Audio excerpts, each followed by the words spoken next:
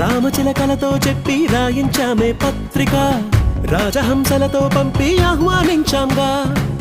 కుదురుగా నిమిషం కూడా నిలబడలేమే బొత్తిగా ఏమాత్రం ఏ చోట రాజీ పడలేక చుట్టాలందరికీ ఆనందంతో కళ్ళు చెమర్చేలా గిట్టని వాళ్ళైనా ఆశ్చర్యంతో కన్నులు వచ్చేలా కలల్లోనైనా కన్నామా కథలైనా విన్నామా ఈ వైభోగం అపురూపం అనుకుంటానమ్మా అందాల కుందనపు బొమ్మవని జత చేరుకున్న చంద్రుని వందేల బంధమై అల్లుకుని చెయ్యందుకోవటే